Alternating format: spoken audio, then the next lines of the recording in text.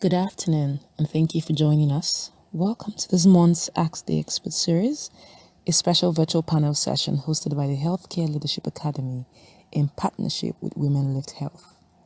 The Healthcare Leadership Academy is a social enterprise that delivers programs to equip healthcare professionals in the core areas of leadership, quality improvement, and management. You can please visit our website at www.hlaafrica.org for more information about us. WomenLift Health is a network of partners committed to transformative change, dedicated to the mission of expanding the power and influence of talented women in global health and catalyzing systemic change to achieve gender equality in leadership, resulting in better outcomes for all. For today's panel session, we have three special guests joining us today. Welcome. So to start off, I have a question for everyone on the panel.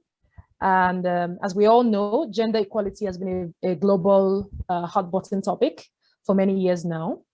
But the reality on the ground is that it is yet to be achieved, not just in Africa, but around the world. How do you think we are faring as a continent in terms of achieving gender equality, specifically in health? I will start with Dr. Chintu. Well, thank you very much, Elizabeth and HLA, and greetings to my fellow panelists, and thank you for all those who joined us from around the continent. Yes, so gender inequality is really a huge issue and something that has been with us from time immemorial. We do know that particularly in health, 70% of the health force is women, but when we look at the way the power or the decision-making is distributed, we find that out of this 70%, we find that 25% are in leadership positions, and only a further 5% of women occupy positions in top organizations. So this data that I'm talking about is not data that's specific to Africa. This is global data. If we had to drill down to Africa, the numbers may even be smaller. There is a paucity of data around the situation in Africa, but nevertheless to say, we have made some steps, but we still have a long way to go, particularly in the health sector, where women continue to dominate more of the workforce, but not necessarily the decision-making positions. So I'll leave it there for now to allow my fellow panelists to take on lift off from there. Thank you, Dr. Alex. The floor is yours. Yeah, I absolutely endorse what Dr. Chintu has said, in that there is this paradox where, the majority of frontline providers are women, but as you go higher up in the hierarchy of decision-making, and not just in the Ministry of Health, in where the resources are allocated, because the influence of the Ministry of Finance on how we deliver health is enormous. And you would find probably in ministries of finance, there are very few women. So depending on what you look at, you might say, there is gender equality in terms of those who deliver health services. And let's not forget to honor all the women who deliver health services in the homes, because they are probably 98% of carers within the home. But there has been progress in some countries. I mean, here in Uganda, out of the top 6 leaders in the Ministry of Health, 5 are women, including 3 women ministers. So depending on which country you're looking at in the leadership space, there has been progress. There have also been progress in performance of certain indicators in maternal and child health. But again, this is not uniform across Africa, and one would have to look from country to country. I'll stop there. Thank you. I fully agree with what both of you say. But for example, in South Africa, our government has one of the highest female representations in government in the world even. Yet we still have one of the highest rates of inequality around the world. So it's a a multifaceted problem. And I think it's only compounded by the fact that in our continent, we have poverty. And I think this is just further compounding all the issues that we have, because poverty meets us at every level within inequality that we see within the health system as well. And I know that this is the deep issue that we're going to get into in today's topic. So Liz, I don't know if you want us to get more into this. This is perfect. Thank you, dear panelists, for this very comprehensive, overview of the reality on ground. I like that Dr. Chintu started off with, statistics and what the reality is on ground. And Dr. Alex and Yente went on to share more detail as to what is happening in countries and even across the world. I think that would move on to the next question. And this question is for Dr. Chintu. My question is, why do you think conversations on this topic continue to focus more on challenges? And as you see, when we started to talk, it seemed more like, this is the challenge, rather than on sustainable solutions that are informed by an understanding of why achieving gender equality is important. So why do you think this is? The floor is yours. Thank you. Thank you. So, this is an issue that has been with us from time immemorial. And more often than not, challenges are easy to see. But when you look at solutions, particularly in the gender space, you'll find that solutions are broad and deep and multifaceted. And these require deep thinking and require cross-cutting solutions. And what may happen is that in one sector, it may be going in one direction and the other sector is not going in the same direction. And to bring these different sectors together sometimes can be a challenge. So what happens is that we end up, reiterating and going on about the solutions without necessarily about the challenges without necessarily thinking about the solutions, which are very complex, particularly in this world that we live in, which has patriarchal systems embedded for a long time. However, solutions are there, as Dr. Coutinho had mentioned. There's progress being made.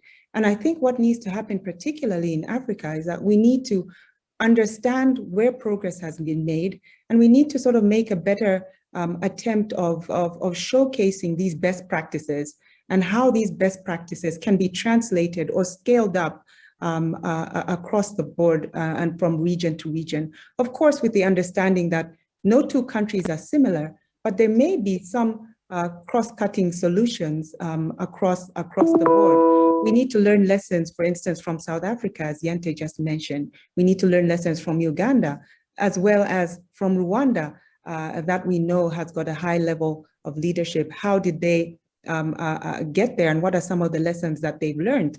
And I don't think there's one country or region that has all the solutions, but in bringing together these different pieces and different solutions, we may accelerate, our success, or we may accelerate progress towards gender equality and representation of women in health. Thank you. Thank you, Liz. Thank you, Dr. Chintu. Dr. Alex, you have over 3 decades experience in health, and you've been quite vocal about your support of women in the field. What would you say is the prevailing attitude towards the idea of gender equality in health leadership in Africa, considering the patriarchal nature, as Dr. Chintu has alluded to, of the African society and culture in general? Okay, well, 2 things. First, patriarchal societies are not just found in Africa. So we need to be clear that, yes, we have them here, but they are prevalent in many other places as well. So this is a global problem. Secondly, to declare that my mother was a midwife. And so from the earliest stage of my life, I was exposed to a female healthcare worker who was very Wonderful. Good, very compassionate, and that influenced my perspectives about gender in this particular field. As I said earlier, I think progress has been made and is being made in terms of gender inclusion. I wouldn't call it equality. I would say gender inclusion in the healthcare field and in health. But generally, if you look at society and governments, I would say that probably health and education are the softer fields where you tend to find, at least in frontline providers and to some extent in the leadership, a lot more women and a lot more gender inclusion. And you often sometimes feel as if this was the area that's been allocated to demonstrate gender equality and say, hey, look at us, you know, we have gender equality, our education system, our health systems are looking good. But health systems and education systems don't function properly without resources. They don't function properly without many other sectors which currently are not as inclusive or demonstrating gender equality. So this is the challenge. You may measure progress in one particular area and say, yes, in health, we're not looking too bad, but you have to look at the broader picture and then start understanding that this is still a very long journey to get to where we want to be. Over. Thank you, Dr. Alex, for that response. Yente, you work with youth and you're passionate about inspiring the next generation to do better than the ones that came before them. How are you equipping them with skills to transform the world and achieve or, you know, foster gender inclusion and equality? Great question. Thanks, Liz. So this is a really big question, and I think it's something that a lot of youth development organizations are really striving to do. And I think something, at least that I've been reflecting on, is why this generation, why youth, why do we work with them? And I think it's because youth are really the most open to change. Youth are the ones that are really the most eager to see change, the ones that are really the most capable of seeing the potential of what can be if they really want to see the possibilities of change, if they have the desire to do good things. So what we do at Global Leadership Adventures is we equip them to channel this energy and this drive into something productive by using meaningful experiences that can really build and enhance specific skill sets, while pairing them with specific organizations around the world that actually enhance and build on leadership skill sets. So in the pandemic era, luckily technology has allowed us to bring these culturally immersive leadership experience to youth, you know, where they're at around the world, you know, like through our virtual internship program that we have, the Global Impact Virtual Program. And this program helps them explore their leadership potential while being partnered with host organizations such as the Healthcare Leadership Academy through, you know, different places around the world. So this then gives youth access to professionals, and this is really the key to equip them to really mark that first step towards achieving gender equality, is access and showing them what's possible. So our programs also use a framework of the UN Sustainable Development Goals. We do believe that that's really important to show them what they should be working towards, you know, what countries are working towards, what development agencies are working towards as well. And we use all of this to expose them to realities outside of their current lived realities and their lived experiences. And then we kind of juxtapose that with case studies from specific countries and specific cultures that they are doing their internships in as well. And we believe that this exposure to different perspectives and this exposure to the different lived realities is really what is essential to creating the next generation of leaders that's going to be focused on active citizenship, who are going to advocate for gender equality specifically within the African continent. Thank you. Thank you, Yente. That's quite powerful. And it sort of brings to mind, which is a common thread with your response to Dr. Alex's response as well, about the power of mirrors. So what they see, you know, influences their perspective. So, and yes, I can attest to the, you know, part of the internships experiences that Global Leadership Adventures does with like the HLA. So it's a good way of influencing their perspective to see what they should work towards, and that's wonderful. Thank you very much for that response. Dr. Alex, I have a question for you. Do you think that understanding the why of gender equality would make any difference to our approach to the gender inclusion conversation and will help enlist more male allies? In your opinion? So understanding the why, the historical why, particularly as to why we are where we are today, is very important because if I take myself as an example, when I was younger, I don't recall at any time a conversation about gender equality. Never. I think I only observed gender equality at work in a microcosm in certain areas, but I never was exposed to the reality of what society is like and the reality of the history that has led us to where we are. Because we have to remember that the history of gender inequality is a very, very long history that continues through to today and has momentum to take us into the future if we don't change certain fundamental things that we might just regard as a norm.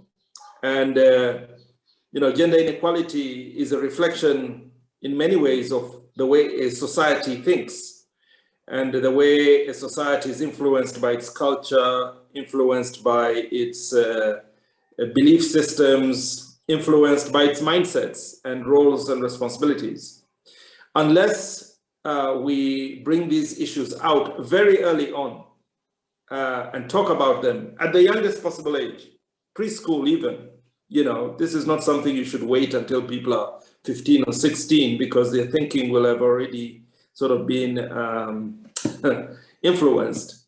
We need to bring this very early on and get this discussion and get both men and women to understand the history. It's not just men.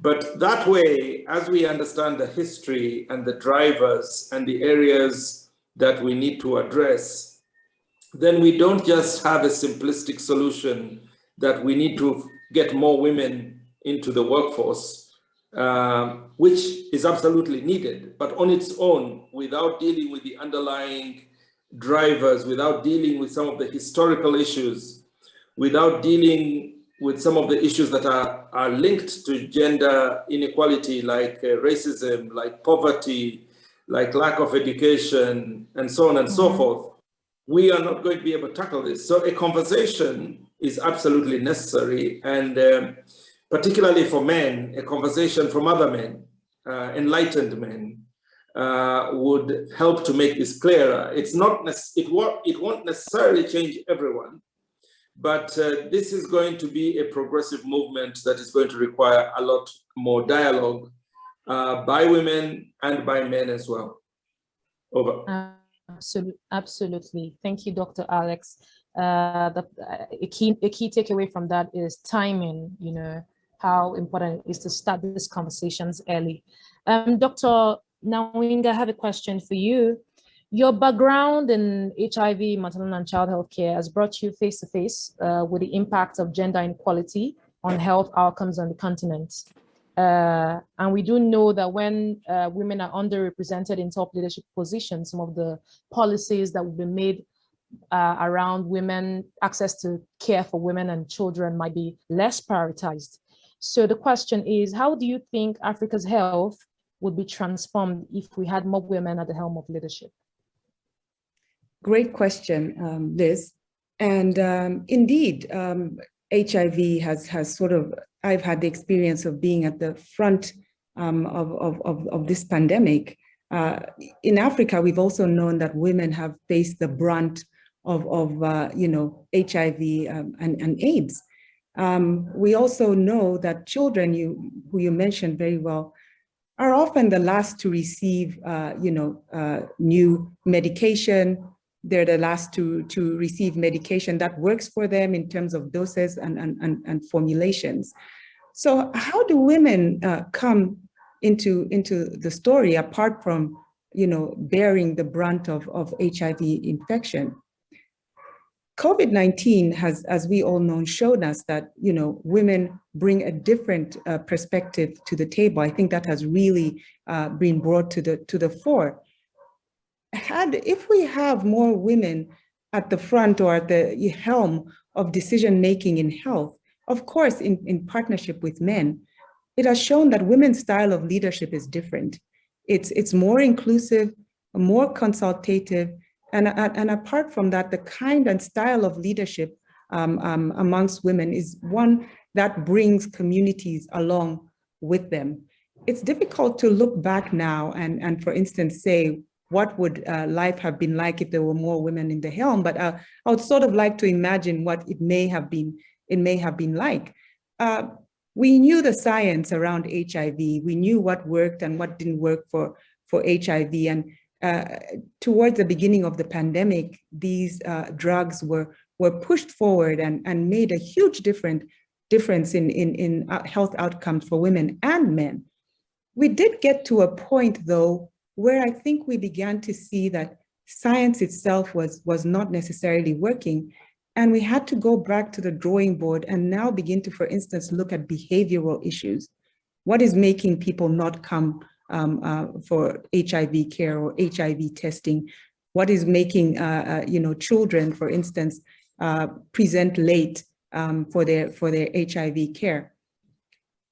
I like to imagine that if women had been at the fore, perhaps the behavioral issues around HIV may have come forward a lot sooner. And perhaps we may not have been talking about ending AIDS in 2030. We may have been talking about ending AIDS a lot sooner. However, that's my own imagination. But moving forward, we still have a lot that we need to do to end AIDS. We still have to get to communities. We still have to reach those communities that are not getting tested. We have to reach those communities where, for instance, young people, young women are now some of the focus of infections, and interventions have to be tailored around these young women and how we can protect them, for instance, through PrEP, how we can protect them through messaging, and having women centered as leaders, designing, leading, as well as in the communities delivering care, can make such a difference in flipping that switch and in accelerating our end to AIDS. At the same time, we are an evolving peoples and cultures, and the COVID epidemic has really shown, as I said in the beginning, that inclusive styles of management and leadership are important, and we can import some of those lessons and bring them to HIV. We've lived with HIV for more than 30, 40 years now. It's still an issue, and perhaps we need to be thinking more differently. We need to put gendered lenses on our approaches to ending HIV, because we know where those pockets of infections are. And one of the biggest pockets of infection is young, adolescent women and young girls. We also know that children continue to remain behind and to lag behind, as I've mentioned, and we need women in these decision-making positions to be able to tailor make and design and inform.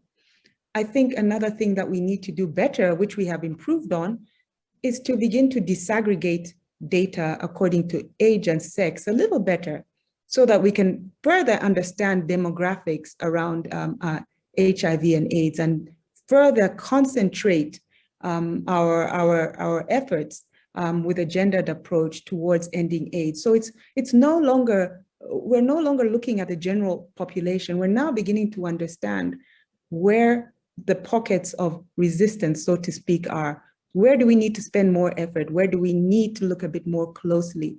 Where do we need to design, use human-centered design approaches that involve women and children to make sure that programs are more receptive, and that these programs also reflect the needs of women and children. So that's what I feel moving forward we should be doing around healthcare in relation to HIV, which has been something very real to me personally. And I think I've probably taken a lot more of my time, but I will stop there and hand it over to you, Liz.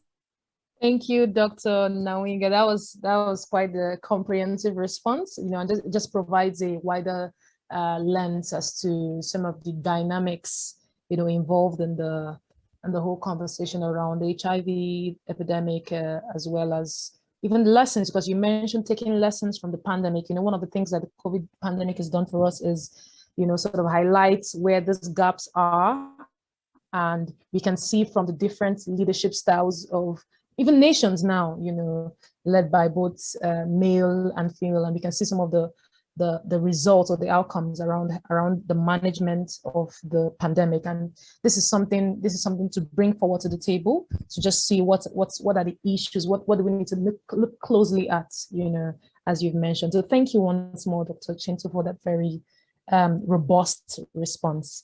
Yente, I have a question for you. Many millennials and Gen Z, as they are called, have grown up in families or cultures where men are thought to be natural leaders, you know, while women are considered to some extent inferior or less capable of leadership than men. So men are more positioned for leadership roles, you know, and probably more equipped as well. So how are you in your current role and organization addressing some of this social and cultural barriers to molding a generation of young African leaders who see the value in gender diversity and parity?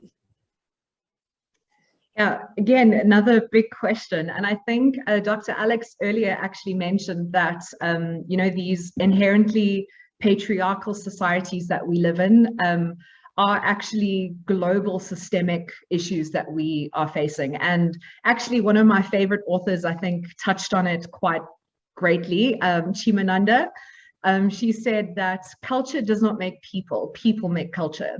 So if it is true that, you know, if the full humanity of woman is not our culture, then we must and should make it our culture. And I think that that really encapsulates really the issue at hand, is that if this is not how we want it to be, then why are we letting it be this way? And I don't think there's one way to address this, but in, you know, at least how we address it is really through these immersive cultural experiences, because I think, especially with this specific age demographic that we're dealing with, experiential learning is really the most powerful tool for them at this age group. So our in-country leadership models that we have, so this is when, you know, we send them to different countries around the world and they fully immerse themselves into a different culture, and they experience, you know, they actually participate in different community service projects through service learning. And when the youth immerse themselves in another culture, you know, typically different from what they know, they see the world through, you know, a more open-minded lens. So from what I've seen, it's a very positive impact when we place these youth in contexts that are way different to what they know to be, you know, their standard, their norm. So a few days, you know, even a few weeks away, immersing themselves in these different cultures, these different contexts, working for a different community, a different language, sometimes even exposing them to different religions, they start to question that not everything they had once assumed is the standard is in fact the standard all around the world. And then they start to look at things a little bit different. And then they start to question that things can be different or things are different. Sometimes it's, you know, a positive difference. Sometimes it's maybe, you know, a negative difference, but either way, it spurs a discussion. And I think that's what Dr. Alex was referring to a bit earlier, is that that's really the key to social change, is dialogue, is that we need to spark that discussion to start getting the youth to talk about it. Because if young people don't know that there's an issue, they're going to just grow up in this systemic society where they don't know that there's an issue. So they're just going to raise a new generation, you know, thinking that everything's, you know, okay. And that's really the cycle that we need to break, is actually, let's review, let's, you know, take a time out, let's go, let's immerse ourselves somewhere else, let's look at a different perspective. And that's really what we aim to do on our programs. And how we really try to, you know, break these barriers is really something that I've learned through community health, and that's something called cultural humility. And that really involves a lot of introspection and a lot of self-awareness of your personal and cultural biases, so that you can really understand who you are and what your own perspectives are, so that you can actually be more sensitive and more aware to others' cultural understandings and their own point of reference. And cultural humility, which really, I really wish was taught at schools from, 5, 6 years old already, because it can be a skill that can help everyone understand that it becomes your personal responsibility to challenge institutional barriers, especially those, that impact marginalized communities. And that's really what we hope our students take away from our programs, whether it be through an in-person exploration through, direct immersion, or whether it be through a virtual program that we do through exposing them through like smaller doses on a once-a-week basis. That's what we're hoping to get, is by giving them access to people and cultures and opportunities that maybe they likewise would never have had the opportunity to have crossed paths with. Because I think that's really what's missing in, yes, in the pandemic world, but I just think in our daily lives in general, especially in this continent, is we take things for granted about how really diverse our communities are. And we really need to take advantage of that a lot more and celebrate our diversity and really how amazing and unique that is. And I know this is probably a whole separate topic for a different day, but I really do believe in the process of we shouldn't be striving for what other continents are doing. I really do believe that we should be creating a process for our continent, by our continent. We deserve a model that works for our continent. So we should be exposing ourselves to what other countries on the continent are doing, and then figuring out what the model is that's working for us, because we're the ones that live here, and that's kind of where we hope our youth are going to go by opening their minds and just exposing themselves to even other youth that are, on the same kind of journeys that they are on as well. Sorry, I know I also went over time. Thank you, Yente. So there's a call to responsibility there from the last point you raised. So everyone has a role to play in just, first of all, because when you spoke about cultural humility, it resonated because this past week, as I was at a training session where that was something that was talked about. So that the understanding of that, and of course, knowing that there is a responsibility for everyone to making sure that we are creating a model for ourselves is very important. So thank you for bringing that to the table. Dr. Alex, I have one more question for you. What, in your opinion, are some of the main challenges faced in bringing forth the voices of male allies? How can these challenges be overcome practically to increase and deepen the involvement of African men in the push for gender inclusion and diversity? Well, I discovered a new term. I never knew I was a male ally. So thank you for calling me that. I practiced it without knowing it had a name. I think the three biggest barriers, there are three actually. One is a macho culture in which men are raised. And paradoxically raised not just by men to have that macho culture, but sometimes by women, by their own mothers. Say, you're a man, don't do this, don't do that, you're a man. So that needs to be broken too. Women need to understand that they are part of that raising and reinforcement of a macho culture that sort of brings a mindset that men are superior in some form. The second is peer pressure. Because now if you have enough critical men carrying around that macho, I've been critiqued before that my leadership style is too soft, it's too woman-like.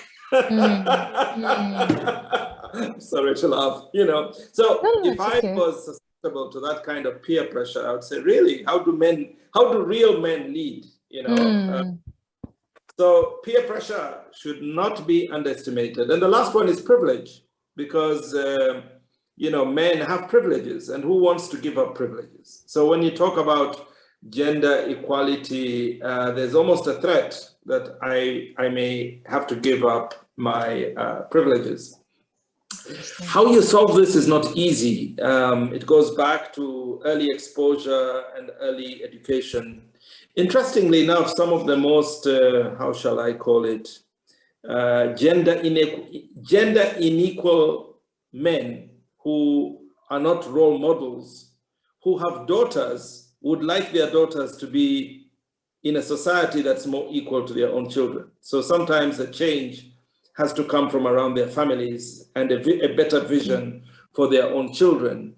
In the workplace, I think it must be compulsory today in any modern workplace to have these discussions and to have policies and rules that protect and ensure that there is a conducive environment and that we don't have a toxic environment towards gender. But the real places we need to go to are culture and to a great extent religion and tradition. This is where the incubators of gender inequity are.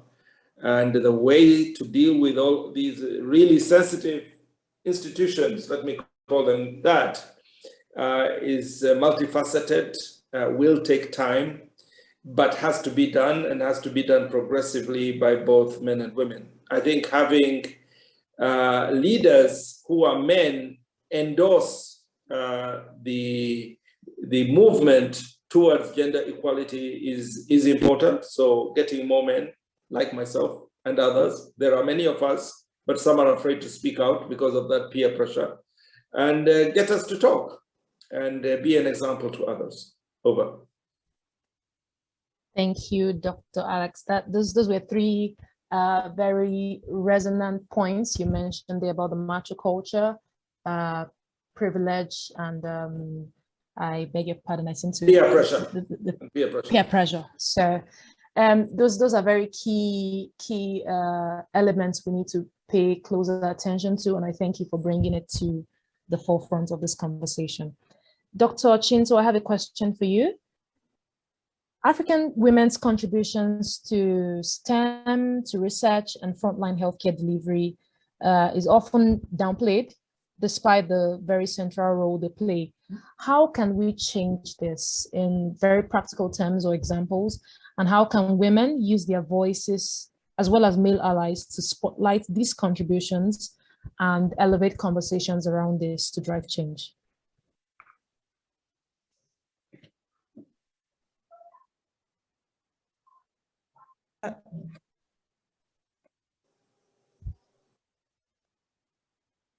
Hello, Dr. Chinto.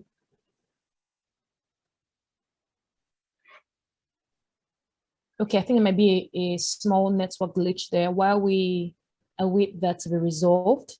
Yente, I have a question for you. Sure. Okay.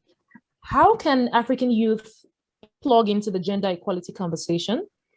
How can they get involved? And perhaps when we talk about tapping into their numbers, because we know that the youth make up almost 60% of Africa's population. So considering networks and platforms such as the media, how do we amplify an urgent need for equality in leadership, in health and other sectors? And this with regards to being driven by the African youth. Yeah, and you know, as you say, youth in Africa, we are actually the youngest continent out there. And I think it is really important for us to start taking control of that narrative as well. And one of the probably the easiest ways for us to start doing that is by doing little things. And really how we can start doing that is to stop the normalization of gender inequality. And what I mean by that is in everyday conversation, there's a lot of colloquialisms that we use that really diminish women, that maybe diminish even children. There's a lot of sayings, there's a lot of phrases that we use that are really demeaning towards females and women, just in everyday things that we do. And I think maybe it's time that we start addressing them and start actively changing our language and start actively changing what we do and why we say things. And I think when we start addressing those and start addressing how we say things and why we say things, it then can start snowballing into bigger changes. I think our, higher level systemic changes that are obviously needed, we do need them, and we have to do that. But I think we need to do things simultaneously, because otherwise we're going to see changes just fall through the cracks. Because I think that is what's happening currently, is that we've got really passionate people that are working at the meso and macro levels that are really trying to bring change about, but there's no follow through that's happening. And I think if every person, not even a young person, just if every person just really like consciously went out of their way to be more conscious about how they treated everyone, not even just women, just even men, just actively examining their biases that they have, and actively examining how it is that they live their lives, and who, what organizations are they supporting, what shops are they going to, what markets are they going to, little decisions that can have impacts on the economy. Economy has an impact on how we see policies that are getting enforced. That is eventually, I think, how we do things. I know that's probably long-term goals, but I think to stop the normalization of gender equality is probably the steps that we can do right now. But I think another thing that African youth can do as well is social media is really a powerful tool for activism right now. And we've seen, especially in the States as well, how powerful social media can be to mobilize in them, mobilize masses in their numbers. And in Nigeria, we actually saw it last year as well, how quickly masses can be mobilized. And I think what we should really start doing is start using these tools for the collective good, and teaching not just youth, but even mid-career adults as well, how to use social media so that we can start this equality conversation at all levels, from young kids through to the intergenerational dialogue, because that intergenerational dialogue is going to be key to getting this equality conversation really at a level that's going to get change going. Wonderful. Thank you so much, Yente. I'm a firm believer in the step-by-step approach. So when you make little actions here, little steps here, it adds up to the big ball eventually. So thank you very much for bringing that to the fore. Dr. Chintu, are you back with us? Yes, I am. Okay, wonderful. Sorry about the technical glitch. I have a question for you. African women's contributions to STEM research and frontline healthcare delivery is often downplayed, in spite of the central role they play. The question is, how can we change this, and how can women and male allies use their voices to spotlight the contributions of women and elevate conversations about gender diversity and inclusion in Africa? Thank you, Liz. That's a long one. Okay. Let's take the Yente approach. So I could break down the question bit by bit, if you don't mind. Okay, that's fine. I think I heard the first bit, but I just wanted to start by saying that research has typically been male dominated and has historically been driven by the West. So funds from research, in the past, have typically been driven by the West. However, I must say that over time, this has been beginning, to change. If I remember correctly, I think that the Lancet had also sort of done a review and looked at how many women publishers were going through their journal. And I don't have the exact statistics on my fingertips, but this has been increasing over time. What do we need to do? I think we need to begin to bring women to the table in terms of the design and implementation of research, and not necessarily, be the data coordinators, but be at the heart of research and understanding, having women at the table brings an in-depth understanding of what the issues are, around factors that affect women and also factors that affect health in general, not necessarily women's health. At the same time, we have to think about going towards the root of the problem of STEM. And this means supporting young girls to take up sciences and science subjects. And not only supporting them, but providing environments that allow these young girls to thrive in STEM. Because historically, girls are told that science is too hard, science is not for you. And this might be 2021, but these are still issues that Yes. continue. So we need to bring them in at an early stage. But I also wanted to touch on something that Yente said about mid-career women. One thing that WomenLift Health is doing is focusing on the mid-career women, because the mid-career women are at a point where they are, almost at a launch to get into senior leadership. And these include women in Africa, is also going to include women leaders who are in the sciences. And what our approach is to elevate their voices, to give them platforms to talk about research. And we know that research is an extremely collaborative venture. So having women, Yes. be able to speak and having their voices heard means we expand their sphere of collaboration. We expand their networks and their peers. And in so doing, we begin to, over time, bring women to the fore of STEM, and particularly of health research. So really, it's starting at an early stage, understanding what are some of the quick wins, for instance, as WomenLift Health is doing, identifying mid-career women to elevate their voices, collaborate. And in the area of research of which I've been a part of, is to deliberately give women the platforms to speak where they have done the work. Because we know more often than not, they are frequently the ones collecting data, frequently the ones knocking on doors, understanding what's in the communities, but are not necessarily brought to the table to be part of the teams that produce papers and that produce manuscripts. Again, there's no single course that will teach you how to write a paper. It's a process that you have to be a part of. And allowing women to participate in this process from cradle to grave means we then have a pool of women that can then transmit this knowledge within their spheres and within communities. And over time, you'll have more women participating in research, not just at the data collection level, but at the design level, at the analysis level, at the manuscript and authorship level, and then also participating in research that is relevant in terms of translating it from practice to policy. Thank you.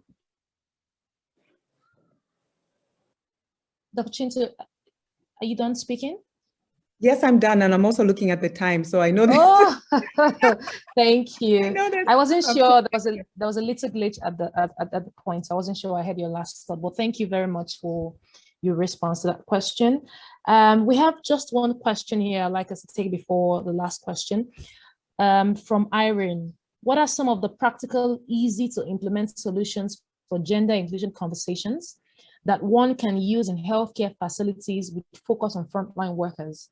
I'm a quality improvement coach, and I've worked with quite a number of facilities in Africa, but I haven't experienced these solutions at the basic levels.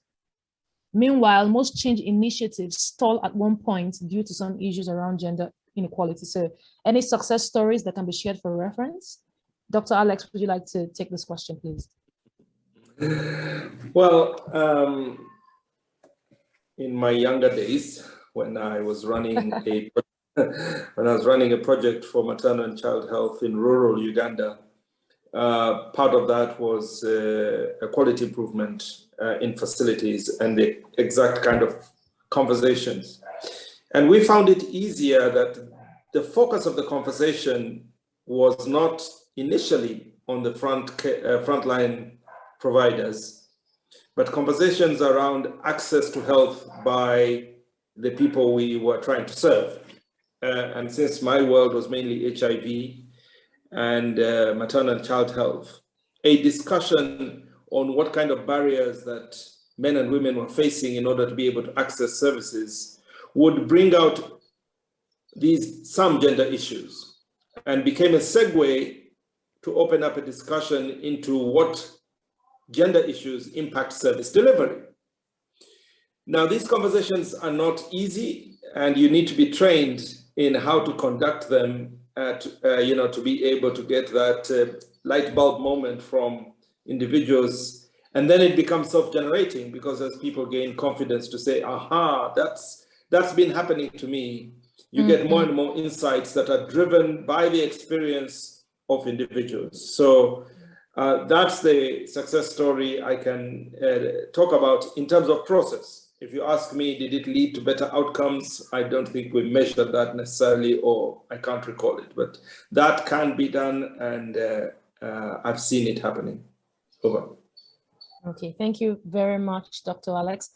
Dr. Chintu, would you like to just weigh in a bit on this question, some of the practical, easy to implement solutions for gender inclusion conversations, especially in healthcare facilities for frontline workers? Yes, I mean, that's where the rubber hits the road. And I was just going back again to the clinical days and thinking that, I'm sort of trying to think in which aspect, because we know in health facilities, like I mentioned, that it's women heavy. It's women heavy. And I think what happens really is when you have for instance, a male nurse involved at the health facility, you have those tensions among women that, should he be providing reproductive health services? How can the community, accept that this is okay? How can the healthcare staff themselves get rid of those biases to include a healthcare worker who may not traditionally be, of the same gender as the other?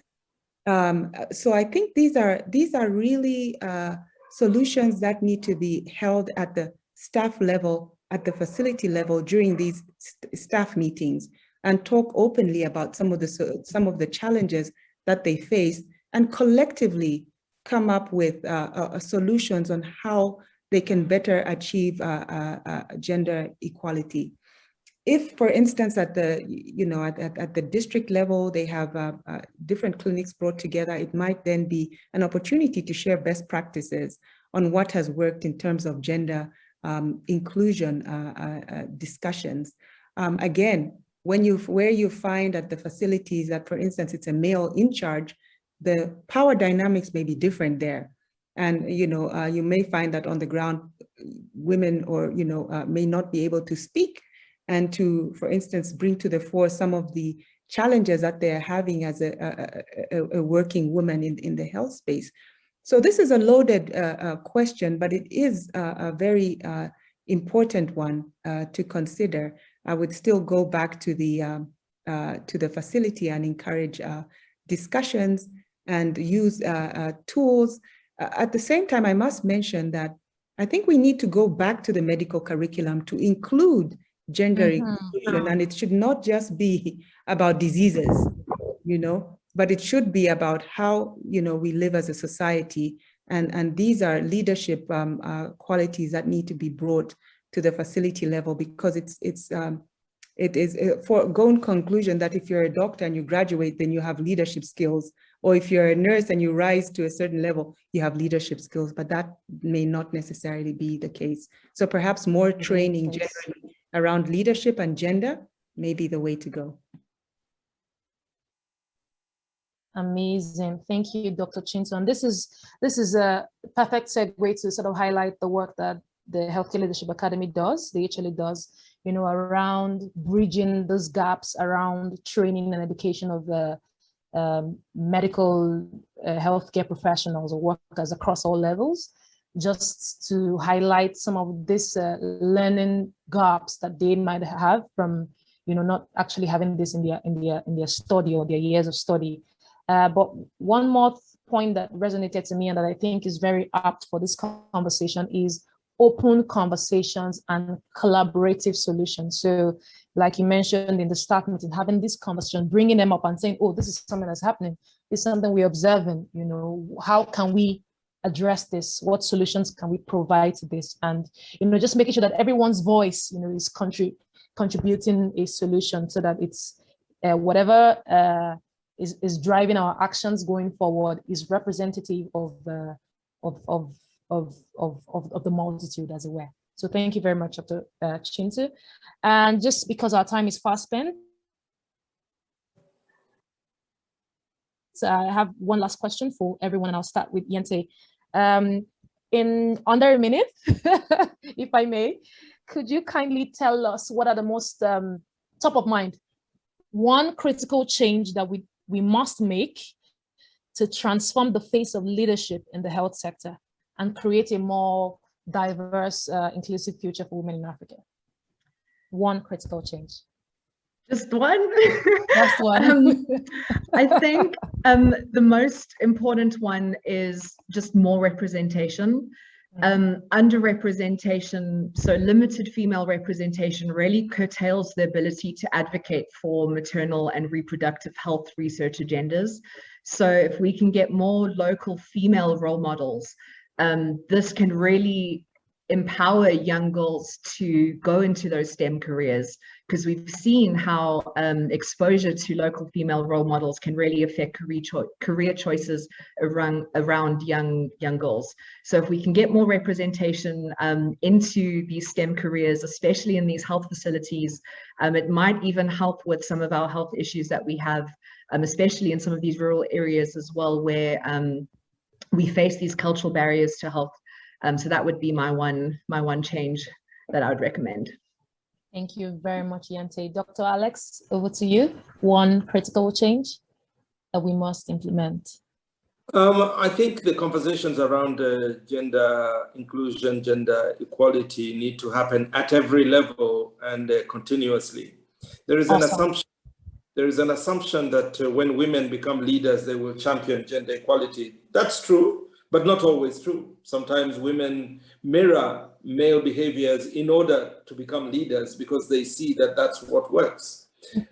So even they need an awakening, an empowerment to truly understand what are some of the historical drivers. So these conversations have to happen, and they have to be systemically programmed, not a luxury, not a nice to have. These must be part of the curriculum, they must be part of in-service training, and they must be part of the work environment. Over.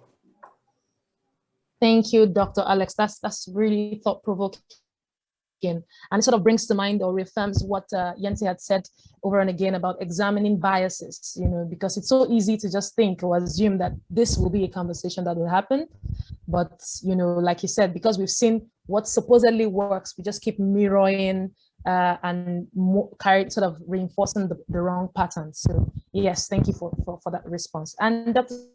Chintu, finally, one critical change, the floor is yours. I think for me is, I think we need to start, I'll use the term reimagining leadership and what leadership looks like. I think we all have this leadership in our minds, and typically it's a male. Typically, as Dr. Alex said, he's been accused of being a soft, leader. So I think we need to reimagine what leadership looks like, because what leadership does is that when you're in a leadership position, you make decisions, you transform the way that things are done. And the pandemic has sort of showed us that we need to reimagine what leaders look like, and they don't look like what they looked like 50 years ago. We have, social media, we have young people who are leading, and we need to be nimble and reimagine leadership. And with that, I would also like to invite everybody listening to join the WomenLift Health Reimagining Leadership Conference, which takes place in November, and we'll exactly be looking at this issue. What should a leader look like today in the face of a pandemic? How should a leader behave to move things forward in health? So we can't, continue to be the leaders that we were of the past. We need to be leaders of the future. And for that, we need to reimagine what a leader looks like. And also going back to Dr. Alex's point is that we need to infuse leadership in all levels of medical healthcare, because it's not a given that because we finished our training, we are leaders. And also echoing Yente's sentiments on the importance of youth and the youth bracket and the power that they bring to conversation and the influence that they bring to conversation is not something we should leave behind. Thank you. Thank you, Dr. Nawinga. That's very, very rounded, and it's an interesting point you mentioned, because for us to move forward, we can't keep sort of going in the same, sort of pushing the wheel the same way it is. We need to reinvent. We need to keep bringing to the table what has happened in the past, what has worked, what needs to be revisited for us to make change happen for the future. So thank you very much to our esteemed panelists.